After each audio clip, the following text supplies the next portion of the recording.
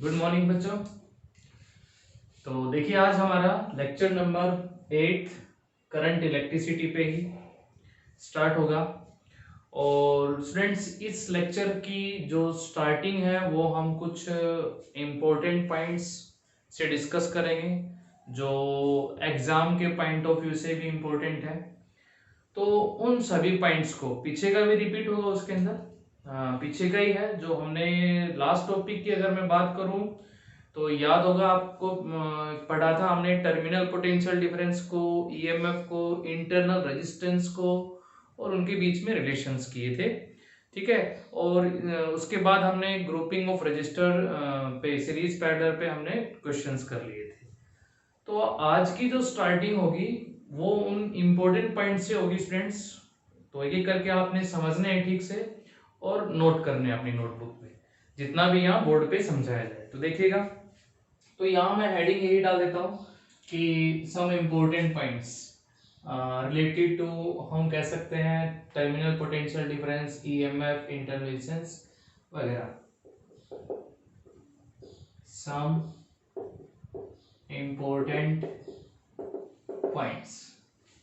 ठीक है फ्रेंड्स, क्या क्या वो पॉइंट्स होंगे देखिए इसमें फर्स्ट पॉइंट मैं यहाँ पर बात करता हूँ ग्राफ।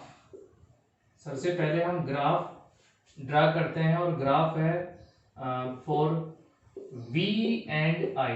V यहाँ पर हमारा क्या है students, terminal potential difference and I क्या है, करंट। तो ये VI ग्राफ की जब बात होगी तो आपको याद आ गया होगा, ये तो अच्छे से आता है सर हमें ग्राफ बनाना, ओम्स लॉ के अंदर भी बनाया था, बिल्कुल ठीक। तो ये ग्राफ हमारा, यहां अगर मैं V लेता हूं, यहां I लेता हूं, तो सर कैसा ग्राफ आएगा, स्ट्रेट लाइन आएगा। ठीक है।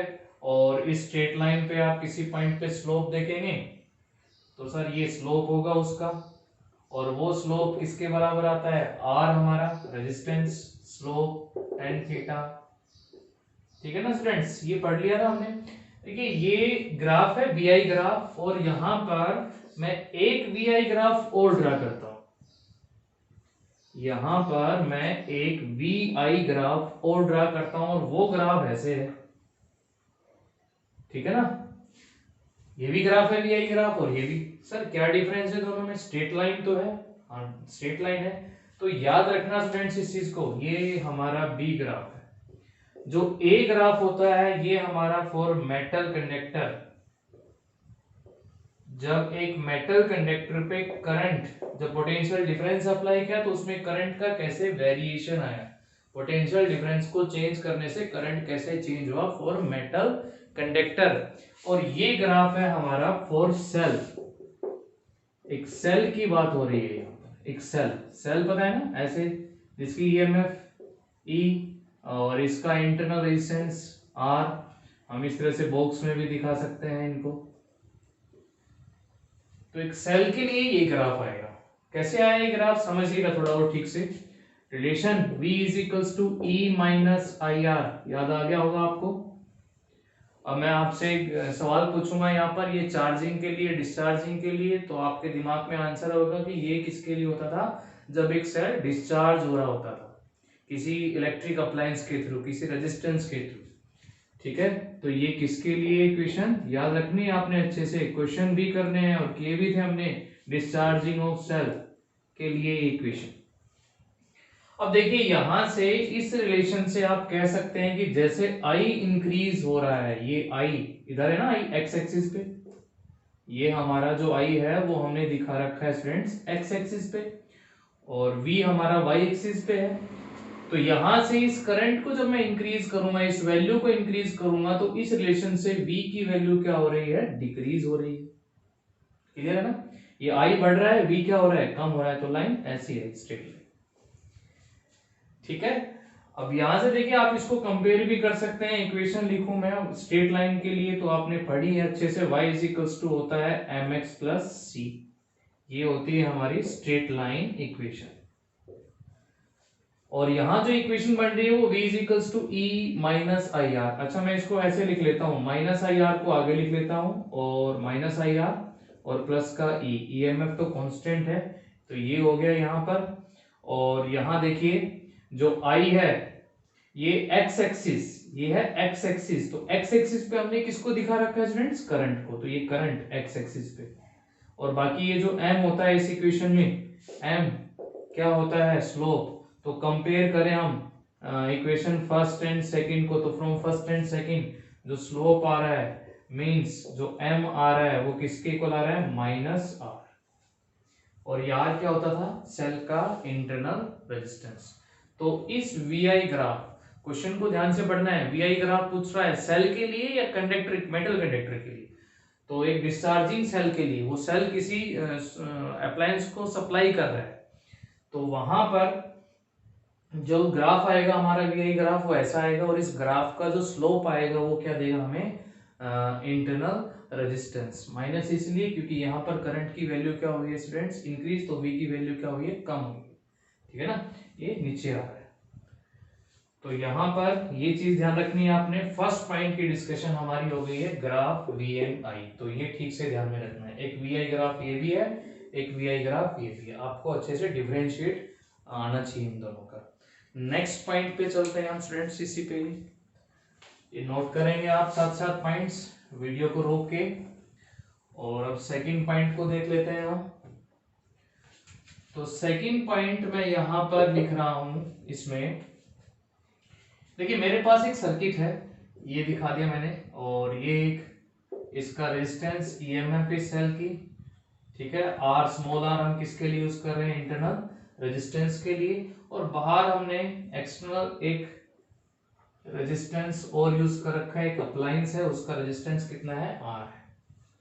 तो उस इस कंडीशन में अगर ये आर बहुत ज्यादा हो और कितना हो, इंफिनिटी हो, ये आर की वैल्यू बहुत हाई वैल्यू, तो इनफाइनाइट अगर रेजिस्टेंस है तो उस कंडीशन में जो करंट है वो कितना लिखेंगे हम, देखिए I is equals to EMF के टर्म में लिखूंगा E, तो याद होगा आपको क्या लिखते हैं, R प्लस R, यहां से E, R को इनफाइनाइट प्लस R, तो इनफाइनाइट में कोई ऐड करोगे या सेपरेट करोगे तो इनफाइनाइट ही होगा, E अपॉन इनफाइनाइट, और किसी के अपॉन में इनफाइनाइट कितना, 0।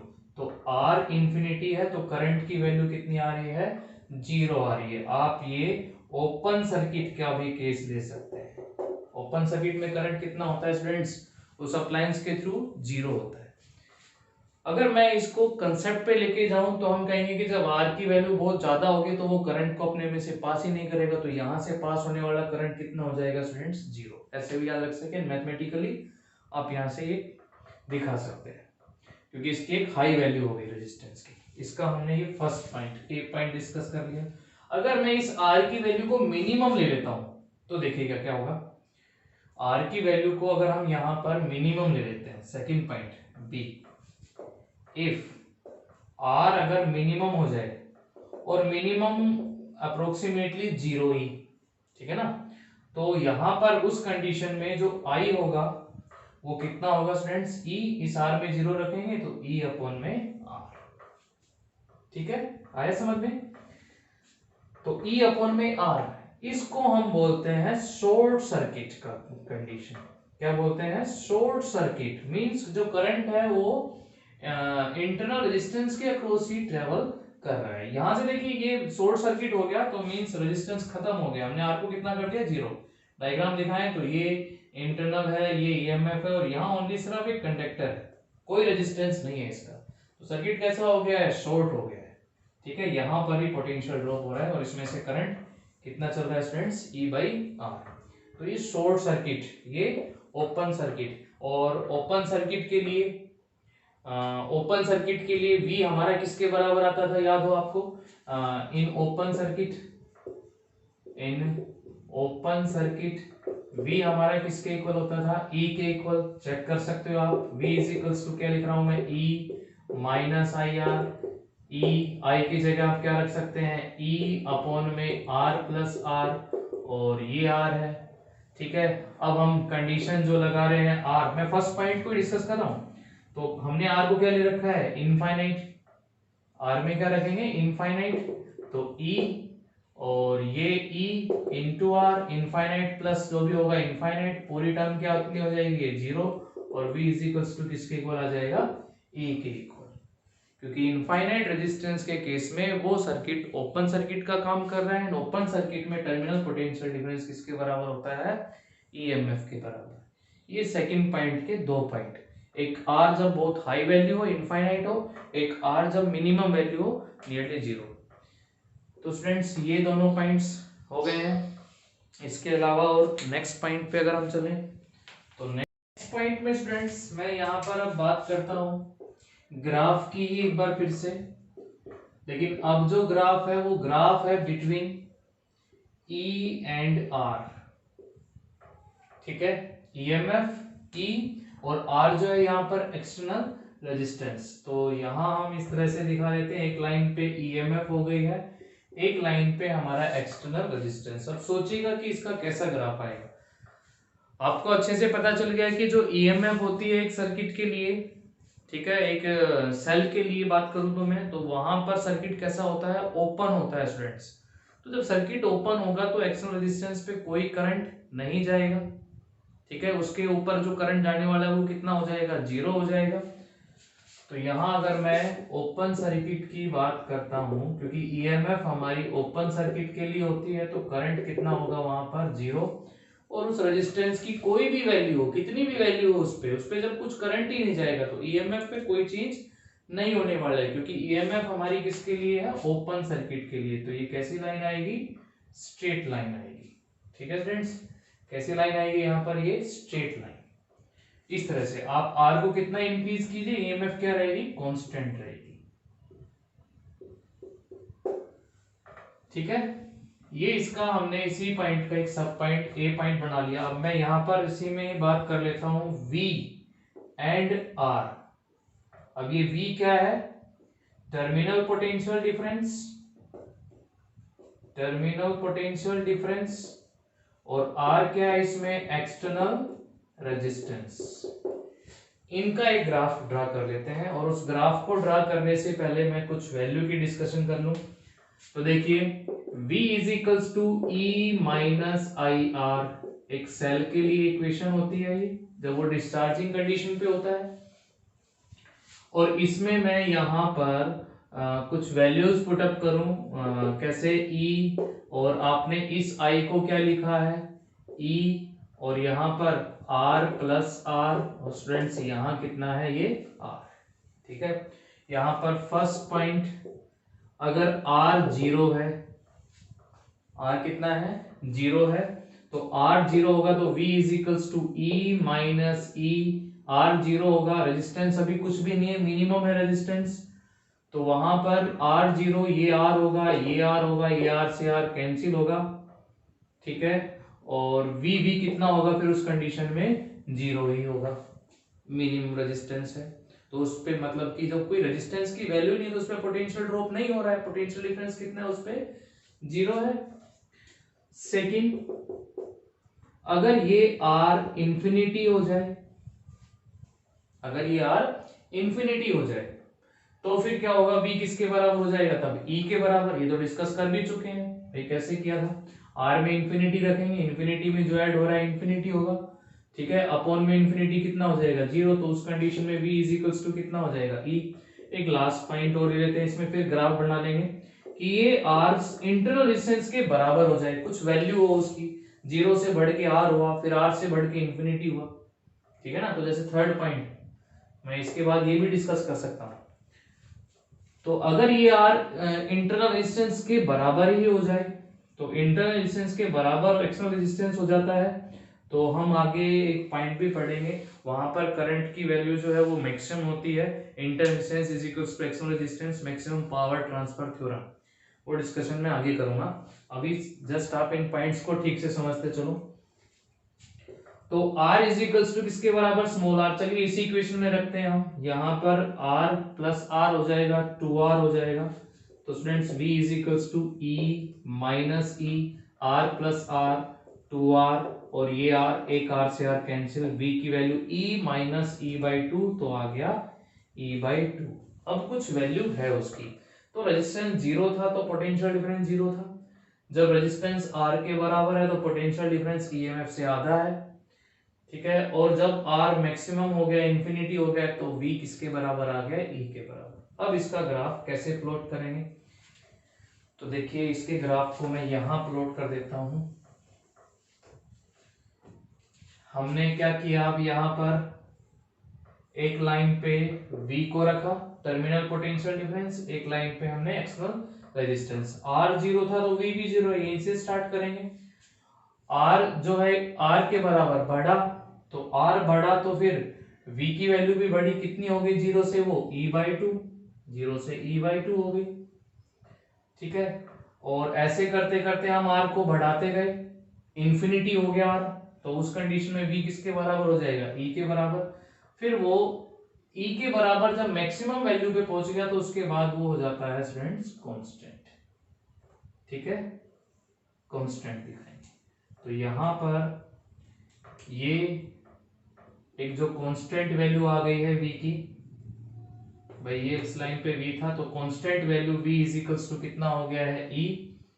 और जहां वो एक्सटर्नल रेजिस्टेंस, मान लीजिए यहां एक वैल्यू है, जब external resistance is equals to क्या था, इंटरनल रेजिस्टेंस, तो उस कंडीशन में जो ये V है वो V किसके बराबर है, E/2 के बराबर है, E/2 के बराबर है। R इंफिनिटी, यहां पर R इंफिनिटी, तो V किसके बराबर है, E के बराबर, और कैसा हो जाता है फिर वो कांस्टेंट, ठीक है। स्टार्टिंग वो R जीरो था तो पोटेंशियल डिफरेंस भी जीरो। तो ये ग्राफ भी आप ध्यान रखेंगे अच्छे से कि कैसे बनाना है, ठीक है स्टूडेंट्स। ये हमारा थर्ड पॉइंट हो गया। और फोर्थ पॉइंट मैं लिख देता हूँ, यहाँ रिपीट ही करता हूँ, वो तो आपको पता ही चल गया है ठीक से। फोर्थ पॉइंट में यहाँ लिख रहा हूँ, एक V इज इक्वल्स टू क्या होती है इक्वेशन, E-R, ठीक है। जब एक सेल क्या हो रहा होता है, डिस्चार्ज हो रहा होता है, कैसे दिखाते हैं उसको, ये ईएमएफ है, ये इंटरनल रेजिस्टेंस है, तो सेल डिस्चार्ज होने का मतलब उसमें से करंट जा रहा होता है, किसी को सप्लाई हो रहा होता है, और ये डिस्चार्जिंग के लिए है, डिस्चार्जिंग। और इसी में ही मैं बात करूं V is equals to E plus IR की, तो इस कंडीशन में क्या होगा कि उस सेल पे करंट आ रहा होता है किसी बाहर दूसरे सोर्स से उसको चार्ज करने के लिए, तब टर्मिनल पोटेंशियल डिफरेंस उस सेल का हम क्या लिखते हैं, V is equals to E plus IR। तो ये हो गई कंडीशन चार्जिंग की, ये अच्छे से ध्यान में रखना है आपने। यहां पर हम कहें तो V जो है वो लेस देन E था, और यहां पर कहें तो V जो है वो ग्रेटर देन E है। तो ये कुछ पॉइंट्स थे जो आपकी हेल्प करेंगे, कुछ क्वेश्चंस करोगे तब वहां पर भी हेल्प करेंगे। और क्वेश्चन मैंने बताया था चार्जिंग पे डिस्चार्जिंग पे भी, तो ध्यान में रखना है आपने अच्छे से, ठीक है स्टूडेंट्स। इनको नोट भी करेंगे और अच्छे से समझ के इनको याद भी रखना है कि किस तरह से क्या वेरिएशन था। ओके, आगे चलते हैं। उसके बाद बच्चों टॉपिक पे आ जाते हैं हमारे। देखिए वो पॉइंट्स आ गए समझ में, वो लास्ट जो हमने पढ़े उन्हीं पे डिस्कशन था। अब जो हमारा नया टॉपिक होगा वो टॉपिक होगा हमारा ग्रुपिंग। अब ग्रुपिंग से आप कंफ्यूज नहीं होना है। ग्रुपिंग आप कैपेसिटर की पढ़ चुके हैं, ग्रुपिंग आप रजिस्टर्स की पढ़ चुके हैं। अब बात करेंगे ग्रुपिंग ऑफ सेल्स, ठीक है, ग्रुपिंग ऑफ सेल्स। तो देखिए आप जैसा कि लोअर क्लासेस में भी पढ़ के हैं कि एक से ज्यादा सेल मिलते हैं तो बैटरी बनती है, पोटेंशियल डिफरेंस बढ़ता है, ईएमएफ बढ़ती है, कम होगी, वो डिस्कशन हमने यहाँ पर करनी है। तो फर्स्ट ग्रुपिंग उसी तरह से सेल की सीरीज के लिए होगी, तो फर्स्ट जो है वो इन सीरीज के लिए। और अभी मैं जो यहाँ पर स्टार्ट कर रहा हूँ सेल की ग्रुपिंग, वो है अनआइडेंटिकल सेल के लिए, ठीक है स्टूडेंट्स। कैसे सेल है, unidentical cells means different different value of EMF, उनको हमने सीरीज में लगा देना है और फिर ईएमएफ पे देखना है कि क्या इफेक्ट पड़ेगा। तो ये समझना है ठीक से, और फिर इस पे क्वेश्चन भी आएंगे, वो देखने हमने समझने हैं। तो यहां पर सीरीज में लगा देते हैं हम। मान लीजिए अभी मैं दो ही सेल को ले लेता हूं, ठीक है। एक सेल ईएमएफ E1 थी, दूसरा सेल ईएमएफ E2 थी, अलग अलग ईएमएफ। इंटरनल रेजिस्टेंस इसका R1 है, आप यहां भी दिखा सकते हैं इंटरनल रेजिस्टेंस इसका R2 है। अब सीरीज में देखिए कैसे, एक नेगेटिव दूसरे का पॉजिटिव, इस तरह से कनेक्शन करना होता है, ठीक है।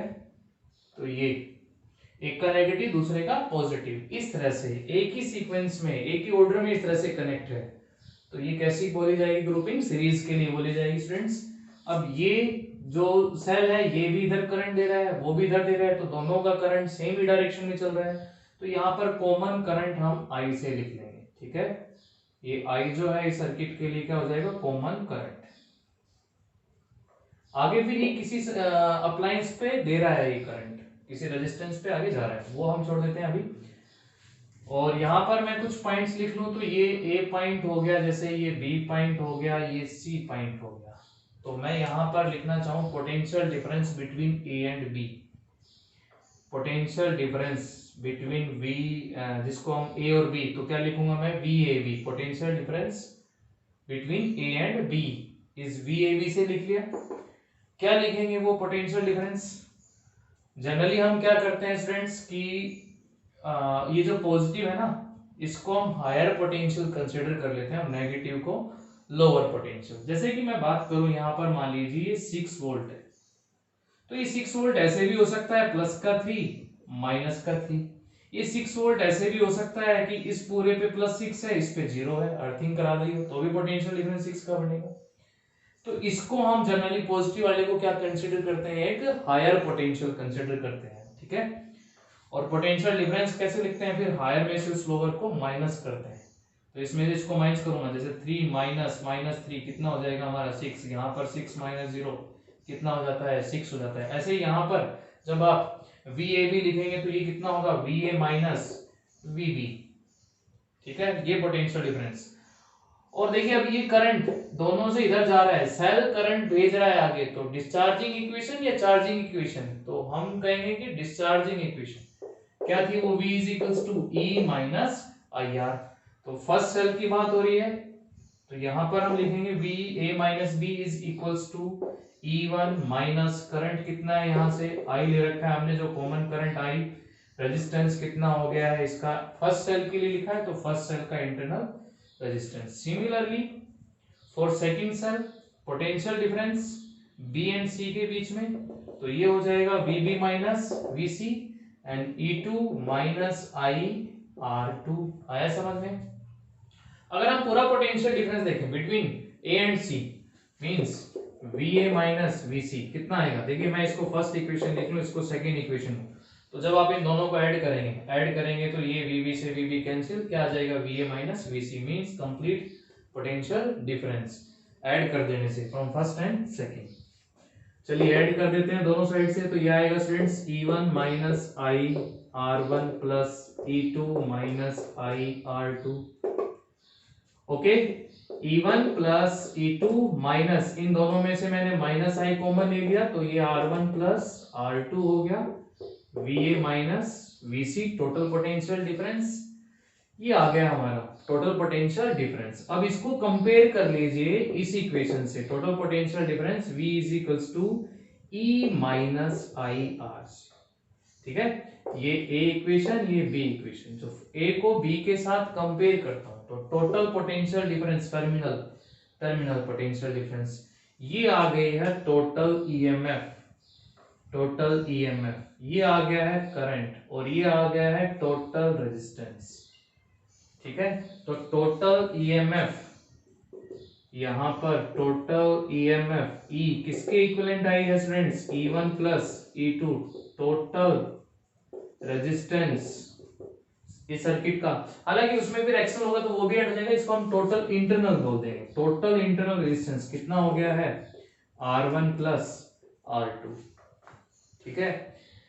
अब देखिए दोनों EMF ऐड हो गई है, मतलब कि जो टोटल पोटेंशियल डिफरेंस है वो बढ़ गया है, दोनों का ऐड होके आ गया है सीरीज में लगा देने से दो सेल को।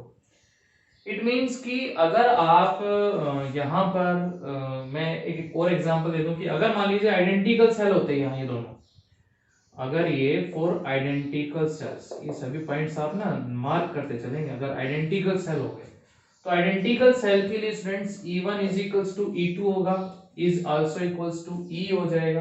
भाई दोनों सेल है, दोनों की ईएमएफ बराबर है, तो दोनों की ईएमएफ बराबर है, ई है। तो यहाँ पर जब आप नेट ईएमएफ पे लिखने जाएंगे, नेट ईएमएफ, तो ई प्लस ई, टोटल स्टूडेंट्स कितनी हो गई है, 2E टोटल ईएमएफ। मतलब आप अगर ऐसे 6 वोल्ट और 6 वोल्ट को कनेक्ट कर देते हैं तो टोटल बन जाता है 12 वोल्ट, ठीक है। और टोटल इंटरनल क्या हो जाएगा, जब ईएमएफ बराबर है तो उस कंडीशन में R1 is equals to R2 is equals to R, internal resistance भी बराबर होंगे, और तब हमारा जो टोटल इंटरनल रेजिस्टेंस होगा वो R1 plus R2 means R plus R is equals to कितना हो जाएगा, 2R। तो देखिए ये फायदा हुआ है, ये एडवांटेजेस हुई है, बट साथ में एक डिसएडवांटेजेस भी आ गई है। क्या बढ़ गया है, उसका रेजिस्टेंस भी तो बढ़ रहा है, पोटेंशियल डिफरेंस बढ़ रहा है, लेकिन साथ में इंटरनल रेजिस्टेंस भी बढ़ रहा है। इस पूरे कंसेप्ट को मैं क्वेश्चन से समझाता हूँ। क्वेश्चन आया कि कार को स्टार्ट होने के लिए जो करंट चाहिए वो 12 वोल्ट की बैटरी से वो कार स्टार्ट हो रही है। स्टूडेंट ध्यान से सुना, 12 वोल्ट की बैटरी से वो कार स्टार्ट हो रही है। आपके पास इकट्ठा 12 वोल्ट नहीं था, बट इस तरह से कुछ था कि इस तरह से 2 वोल्ट ईएमएफ के 6 सेल थे। कितने सेल थे, 6 सेल्स थे, 2-2 वोल्ट हर एक सेल की ईएमएफ थी। अब 2-2 वोल्ट से 12 वोल्ट 6 सेल बन जाएगा। कैसे लगा देंगे उनको, सीरीज में। अभी तो हमने पढ़ा है कि 6 वोल्ट को अगर आप सीरीज में लगा देंगे तो 12 वोल्ट मिल जाएगा आपको। 2 वोल्ट को अगर आप सीरीज में लगाएंगे तो 4 वोल्ट मिल जाएगा। तो ऐसे 2-2 वोल्ट के कितने सेल हैं, 6 सेल है। तो उन 6 को हमने इस तरह से अरेंज कर दिया, नेगेटिव पॉजिटिव, ठीक है, नेगेटिव पॉजिटिव, नेगेटिव पॉजिटिव, इस तरह से हमने अरेंज कर दिया। 1 2 3 4 5 और एक और लगा दिया हमने इस तरह से, ठीक है friends. 2 2 2 volt 2 volt 2 volt 2 volt, तो 2 इंटू 6 टोटल हो गया हमारा 12 वोल्ट। तो इस तरह से लगा देने से और फिर हम उस कार में उसको फिट कर देते हैं, तो अब कार स्टार्ट हो जाएगी। 12 वोल्ट बन गया है, 2 वोल्ट से नहीं हो पा रहा था, 12 बना दिया हमने 6 सेल का लगा के, तो डेफिनेटली आंसर हमारा हो जाएगा कि यस सर हो जाएगी, बट नहीं होगी। क्योंकि ठीक है आपने ईएमएफ तो 12 वोल्ट कर दी है, ईएमएफ तो बढ़ गई है, पोटेंशियल डिफरेंस तो बढ़ गया है मैक्सिमम, लेकिन साथ ही साथ ये जो गड़बड़ हुई है ना यहाँ पर, इसको समझिए। रेजिस्टेंस, इंटरनल रेजिस्टेंस, इसका आर था, इसका आर था, इसका आर था, इसका भी, सभी का ही आर था, तो इंटरनल रेजिस्टेंस भी बढ़ गया है, बढ़ के कितना हो गया है 6R। और रेजिस्टेंस बढ़ता है तो हमने पढ़ा है करंट की वैल्यू कम होती है, तो जो कार को स्टार्ट होने के लिए जो करंट चाहिए था वो यहाँ पर अभी नहीं मिल पाएगा, ठीक है। हाँ अगर रेजिस्टेंस कांस्टेंट होता और फिर पोटेंशियल डिफरेंस बढ़ रहा होता तो करंट भी इंक्रीज हो रहा होता, बट यहाँ पर ईएमएफ बढ़ी है, ठीक है, मैक्सिमम पोटेंशियल डिफरेंस बढ़ा है, लेकिन साथ में एक रेजिस्टेंस का भी इंक्रीज हो रहा है। तो ये प्रॉब्लम यहाँ आ जाती है स्टूडेंट्स, कब, जब हम सेल को हम क्या लगाते हैं सीरीज में। क्वेश्चन करेंगे, बड़े इंटरेस्टिंग क्वेश्चन आएंगे कि एक इलेक्ट्रिशियन के पास इतने सेल है, करंट मैक्सिमम चाहता है, तो कैसे लगाएं उनको, सीरीज लगाए, पैरेलल लगाए। सीरीज में लगा देने से एक फायदा हो रहा है तो एक नुकसान भी हो रहा है। फायदा ये हो रहा है कि ईएमएफ बढ़ के मिल रही है, बट नुकसान ये हो रहा है कि साथ में क्या बढ़ रहा है, रेजिस्टेंस भी बढ़ रहा है उस सर्किट का। तो ये आया इतना समझ में।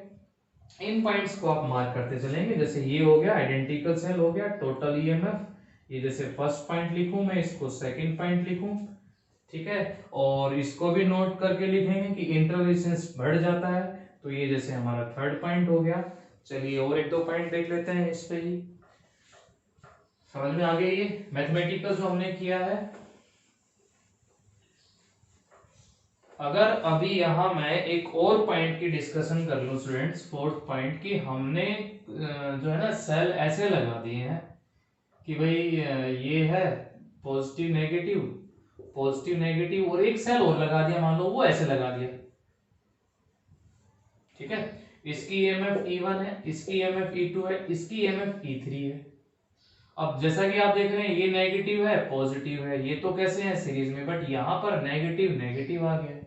ये करंट यहाँ भेज रहे हैं दोनों इस डायरेक्शन में, बट ये करंट इधर भेज रहा है इस डायरेक्शन में। रेजिस्टेंस की बात करूं, ये R1 है, ये R2 है, ये R3 है, तब वहां पर आपकी नेट ईएमएफ क्या लिखी जाएगी स्टूडेंट्स, ये दोनों तो सीरीज में ऐड हो जाएगी E1 प्लस E2, बट इसकी डायरेक्शन, ठीक है ना, ऑर्डर चेंज कर दिया हमने, यहाँ नेगेटिव नेगेटिव से कर दिया, जबकि ऑर्डर ऐसे चल रहा था नेगेटिव पॉजिटिव का। तो यहाँ आप माइनस का E3 लगा के और क्या निकाल सकते हैं, नेट ईएमएफ। फिर सर इंटरनल रेजिस्टेंस का क्या होगा, बिल्कुल ठीक, इंटरनल रेजिस्टेंस टोटल वो हमारा R1 plus R2 plus R3, वो तो ऐड ही होगा, यहाँ जो ड्रॉप हो रहा है वो होगा, रेजिस्टेंस तो है इसका। तो इंटरनल रेजिस्टेंस ये होगा, नेट ईएमएफ हमारे पास ये होगी, ठीक है। ये अगर मान लीजिए सेल इस तरह से, और इसी को मैं थोड़ा और बड़ा करके लिख देता, अगर हम इसी को ही और बढ़ा के लिख देते हैं तो देखिए कैसे बढ़ा के लिख देते हैं कि यहाँ पर एक सेल ये है और ये सेल है, ये सेल है, यहाँ पर हम नेगेटिव नेगेटिव से लगा देते हैं, ठीक है, और यहाँ फिर ये ऑर्डर हमने चेंज कर दिया ऐसे। मैं बात कर लेता हूँ यहाँ, अगर आइडेंटिकल सेल, एक ही ईएमएफ के सारे सेल है, ई है, ये हम नेक्स्ट पॉइंट फिफ्थ पॉइंट जैसे लिख देते हैं, ठीक है फ्रेंड्स। तो ये ऑर्डर जो चेंज हुआ नेगेटिव नेगेटिव से, तो ये ऐसे m सेल्स हैं, मान लीजिए m सेल्स, और टोटल सेल इनकी सबकी ईएमएफ E है, टोटल सेल यहाँ पर मैं n से लिख लेता हूँ, टोटल सेल मैंने किससे लिख लिए, n से, टोटल इसमें सारे आ गए, ये भी आ गए हैं, ये भी आ गए सारे।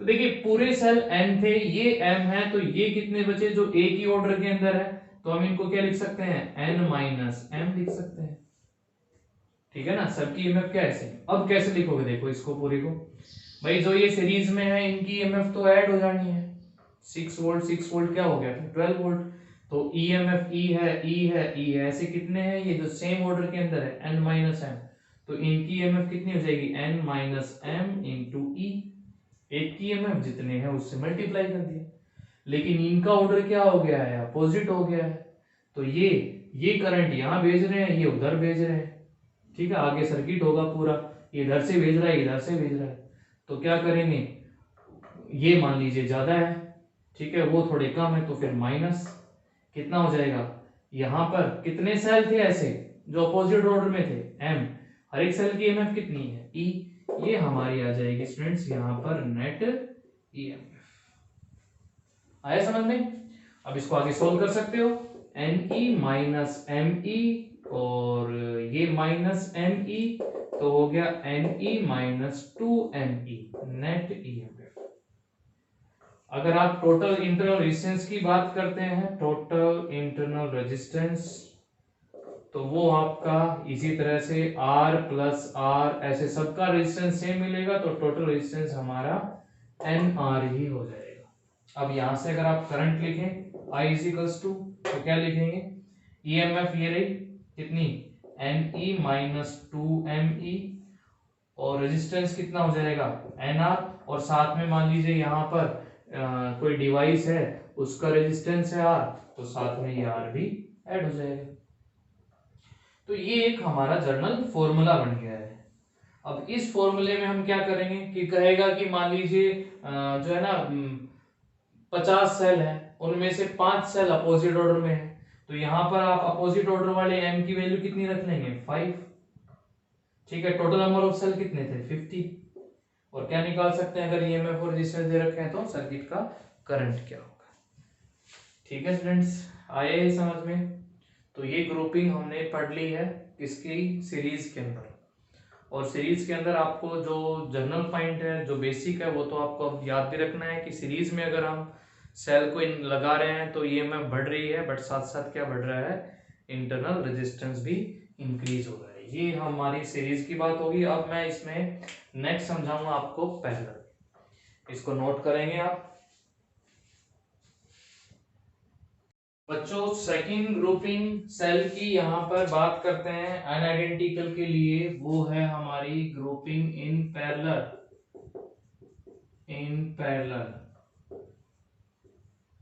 इससे पहले हमने सीरीज पढ़ ली है, अब पैरेलल में ग्रुपिंग पढ़ते हैं अनआइडेंटिकल सेल के लिए। तो मैं यहाँ पर एक सेल दिखा रहा हूँ और एक दूसरा सेल हम और लगा देते हैं यहाँ,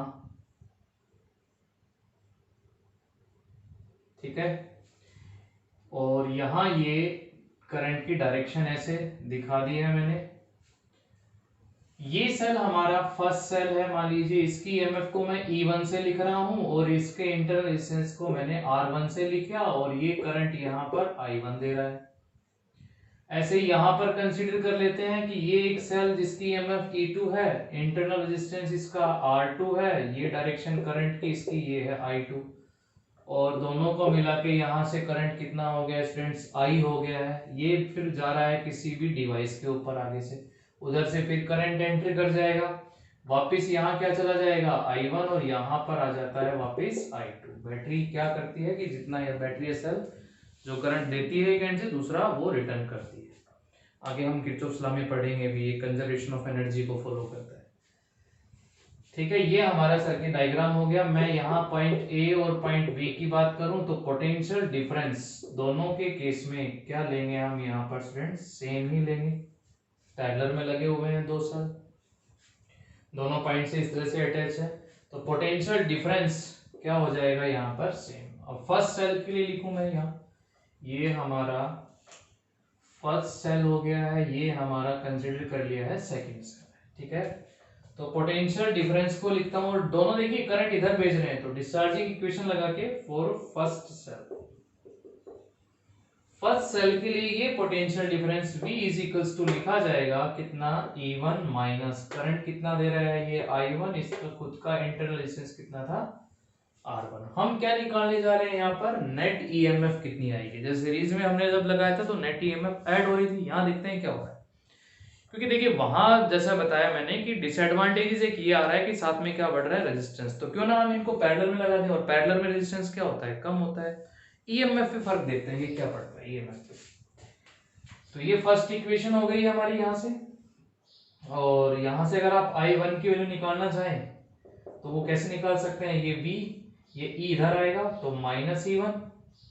ठीक है, सॉरी ये हम क्या लिखेंगे, मैं इसको इधर लेके गया हूँ, तो I1 R1 is equals to E1 minus V, और I1 कितना हो जाएगा E1 माइनस V अपॉन में R1। ऐसे ही मैं यहां पर लिख लूं similarly for second cell, second cell के लिए ये I2 इज इक्वल्स टू कितना हो जाएगा E2, टर्मिनल तो वही है V, और यहां पर स्टूडेंट्स कितना हो जाएगा R2।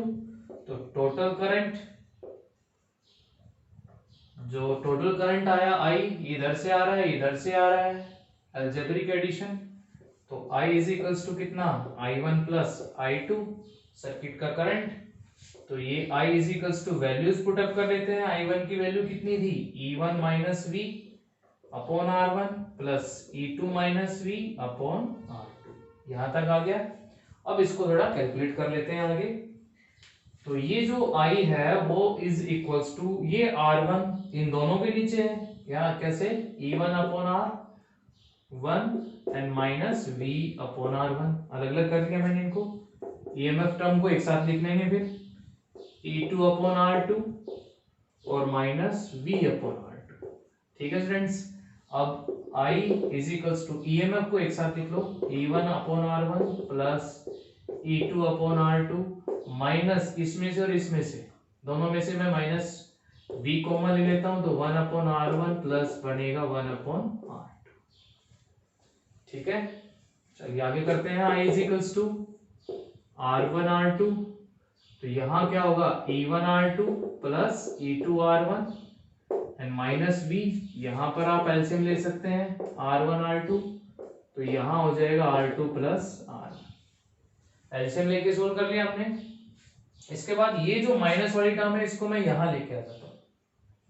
ठीक है, तो ये I प्लस V और R2 प्लस R1 और नीचे R1 R2, उधर क्या रह गया E1 R2 plus E2 R1 और नीचे R1 R2। ऐसा मैं क्यों कर रहा हूं, इसको कंपेयर करूंगा, जो डिस्चार्जिंग इक्वेशन हमारी V is equals to E minus I R, तो V को मैं एक साइड रखूंगा, E हमारा उधर हो ही गया, इस I को वहां ले जाओ। तो यहां पर V और R2 plus R1 R2 is equals to E, E1 R2 E2 R1 R1 R2, ये आई उधर जाके स्टूडेंट्स क्या हो गया है, माइनस में हो गया है। अब ये भी हटा दो, जो v के साथ मल्टीप्लाई हो रहा है, जो v के साथ मल्टीप्लाई हो रहा है इधर आगे क्या हो जाएगा, डिवाइड हो जाएगा। डिवाइड होने का मतलब आप इसका रेसिप्रोकल भी करके दिखा सकते हैं। कैसे, v इज इक्वल्स टू क्या आएगा, देखिए e1 r2 plus e2 r1 r1 r2 minus आई, ये पूरा था। ये जो मल्टीप्लाई था इधर आके डिवाइड, डिवाइड मतलब दोनों के साथ रेसिप्रोकल कर देंगे, तो यहाँ आ जाएगा ऊपर r1 r2 and R2 plus R1। ठीक है, आगे मैथमेटिक्स समझ में, आगे देख लेते हैं। तो ये इतना तो कोई दिक्कत नहीं है इसमें। आगे जो लिखेंगे अब यहाँ से स्टूडेंट्स, तो वो v इज इक्वल्स टू कैसे लिखेंगे, देखिए e1 r2 plus e2 r1 और नीचे था r1 r2। ये जो है मल्टीप्लाई इसके साथ भी करेंगे, तो मल्टीप्लाई इसके साथ करेंगे तो r1 r2 है और r2 प्लस r1 है माइनस आई, मल्टीप्लाई ये इसके साथ भी है तो क्या है, r1 r2 है और कितना है, r2 प्लस r1 है। मैंने मल्टीप्लाई कर लिया, इसको कैंसिल ये हो गए, तो v इज इक्वल्स टू आ गया है हमारा e1 r2 plus e2 r1। ठीक है, और नीचे ये आएगा r2 प्लस r1 माइनस आई r1 r2 प्लस r1।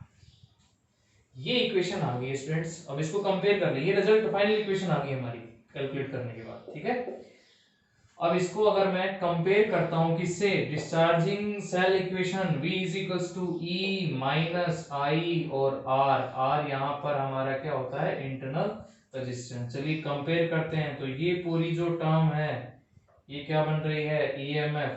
ये जो पूरी टर्म है ये क्या बन रही है, टोटल इंटरनल रेजिस्टेंस। और ये रेजिस्टेंस एक तरह से कैसे ऐड हो रहा है, जैसे पैरेलल में 1/r1 प्लस 1/r2, यही तो था ऐड होके।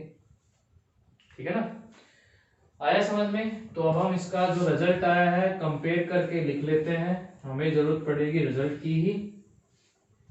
तो नेट ईएमएफ क्या आ गई है यहां से, नेट ईएमएफ। ठीक है, वो जो नेट ईएमएफ आई है E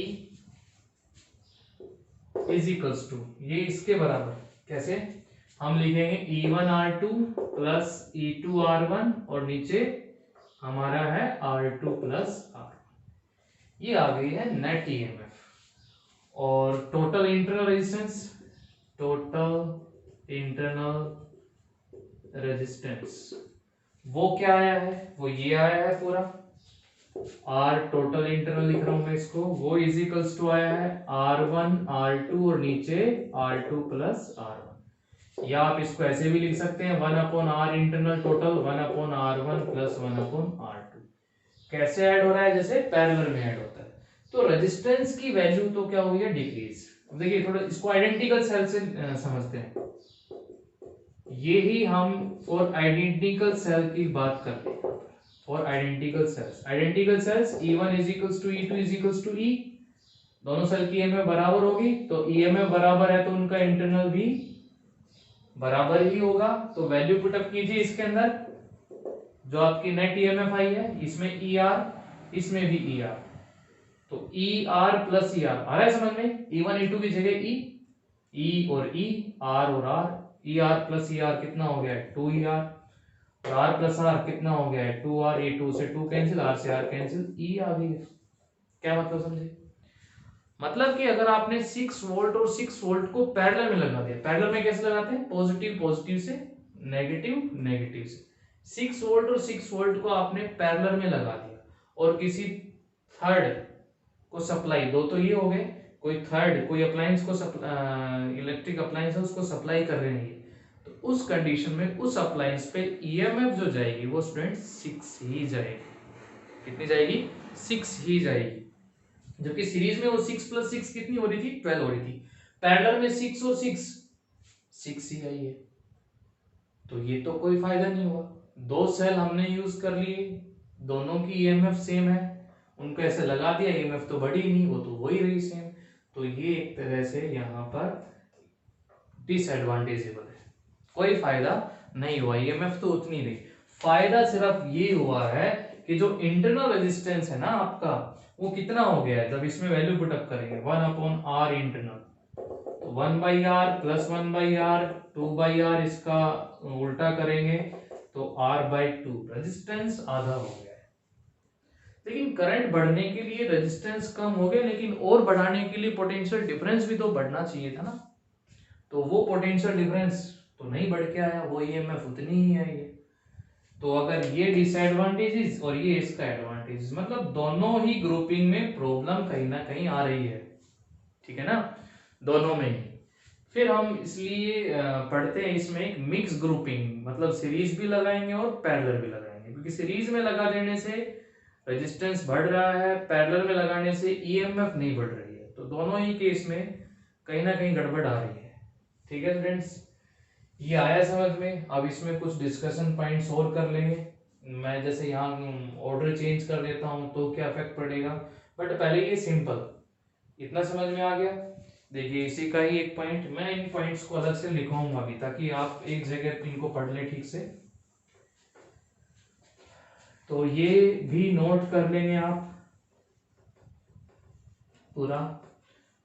अब देखिए मैं थोड़ा सा यहां पर ये चेंज कर देता हूं स्टूडेंट्स की,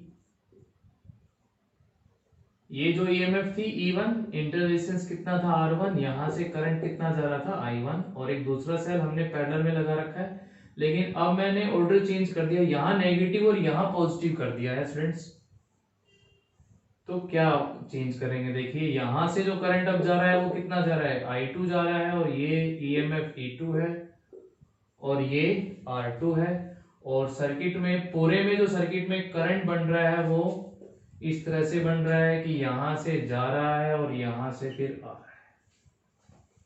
तो देखिए ये करंट मेंटेन है, ये वाला, और इस डायरेक्शन में तो कौन दे रहा था, ये वाला दे रहा था फर्स्ट ईयर, जबकि ये तो इस डायरेक्शन में दे रहा है, मेंटेन इसने किया हुआ है। तो फिर आप नेट ईएमएफ को क्या लिखेंगे यहां पर, तो जो हमारी नेट ईएमएफ होगी,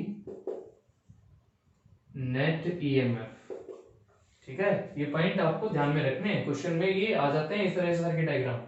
तो नेट ईएमएफ आपकी जो होगी, देखिए इसमें ईएमएफ का फॉर्मूला, ईएमएफ का फॉर्मूला क्या है हमारा नेट ईएमएफ का, E1 R2 plus E2 R1, और नीचे क्या था R1 प्लस R2, और नेट इंटरनल रेजिस्टेंस क्या आया था 1/R1 प्लस 1/R2, ठीक है, जो फिर सोल्व करके आ रहा था ना R1 R2 नीचे R2 प्लस R1। तो यहां पर नेट ईएमएफ को क्या लिखेंगे, ये प्लस में ही रखेंगे, क्योंकि मेंटेन इसी डायरेक्शन में है, तो इसका इफेक्ट ज्यादा, तो E1 R2 ऐसे लिखेंगे, लेकिन माइनस कर देंगे, ऑर्डर चेंज कर दिया है हमने अब यहां पर, ठीक है, और ये किसी अप्लायंस को सप्लाई कर रहे हैं फिर, तो माइनस हो जाएगा यहाँ इस प्लस की जगह, और इसमें कितना हो जाएगा E2, और ये R1 लिखेंगे, नीचे वही लिखेंगे R1 प्लस R2, ओके। और R इंटरनल हमारा कितना होगा, वो सेम ही रहेगा 1/R1 प्लस 1/R2। तो ये ध्यान में रखना है स्टूडेंट्स, ठीक है, मैं क्वेश्चन कराऊंगा तो उन क्वेश्चन से अच्छे से ये कंसेप्ट क्लियर भी हो जाएगा, और फिर कुछ पॉइंट्स लिखवा दूंगा इन ग्रुपिंग से रिलेटेड ही, उन पॉइंट्स को आप अलग से एक बार अच्छे से देख लेंगे, फिर क्वेश्चंस करेंगे। तो ये हमारी ग्रुपिंग क्या हो गई है स्टूडेंट्स, पैरेलल में ग्रुपिंग हो गई है, ठीक है।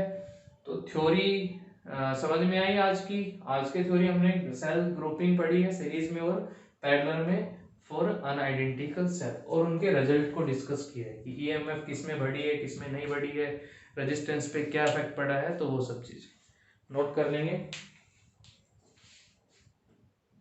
तो एक क्वेश्चन लिख दिया है मैंने अब यहाँ पर, जो टॉपिक हमने पढ़ा है, जो कंसेप्ट हमने सीखा है, ठीक है, उसको और क्लेरिफाई करते हैं थ्रू न्यूमेरिकल।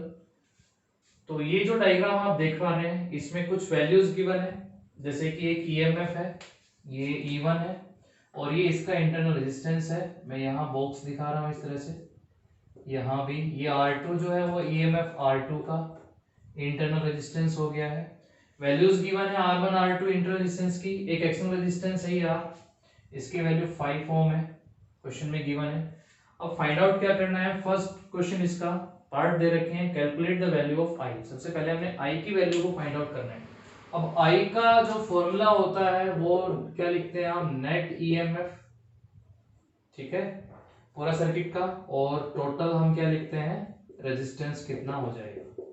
अब नेट ईएमएफ तो तब कर पाएंगे ना जब सीरीज पैरेलल ये चीजें क्लियर हो जाए। अब देख रहे हैं आप एक तरह से सीरीज में तो है लेकिन ऑर्डर अपोजिट है, ये पॉजिटिव है ये भी पॉजिटिव है, क्योंकि सीरीज में सेम ऑर्डर होना चाहिए, एक नेगेटिव दूसरा पॉजिटिव, एक नेगेटिव दूसरा पॉजिटिव, इस तरीके से होना चाहिए, बट ऑर्डर कैसा हो गया है, अपोजिट। तो मैंने अभी आपको क्या बताया था कि जो नेट ईएमएफ है, करंट की जो है ये डायरेक्शन चल रही है, तो आप यहाँ पर नेट ईएमएफ को क्या लिख सकते हैं, E1 माइनस E2, या यहाँ पर देखिए ये करंट की डायरेक्शन है तो क्या करेंगे E2 माइनस E1, इसका इफेक्ट ज्यादा है, तो net EMF E2 minus E1 दोनों सेल हो गए हैं। ओके, रेजिस्टेंस कितना हो जाएगा स्टूडेंट्स, यहाँ पर ये भी एक रेजिस्टेंस है, ये भी है, और एक रेजिस्टेंस ये भी है, ये तो सीरीज में ऐड होंगे इस तरह से, तो ये R1 plus R2 plus capital R, ये फॉर्मूला आ गया। अब वैल्यू पुटअप करेंगे, क्या आ जाएगी, करंट की वैल्यू आ जाएगी, तो 4 माइनस 2 और यहाँ पर 1 प्लस 2 और प्लस 5, तो ये आ गया हमारा 2 एंड डिवाइड 5 2 7 और 8, ठीक है, ये सोल्व कर लेंगे तो कितना आएगा 0 और 2 पे जाएगा एम्पियर, एक डेसिमल पॉइंट तक सोल्व करो तो इसको आया समझ में। फर्स्ट पॉइंट हो गया हमारा। उसके बाद potential difference between A and B.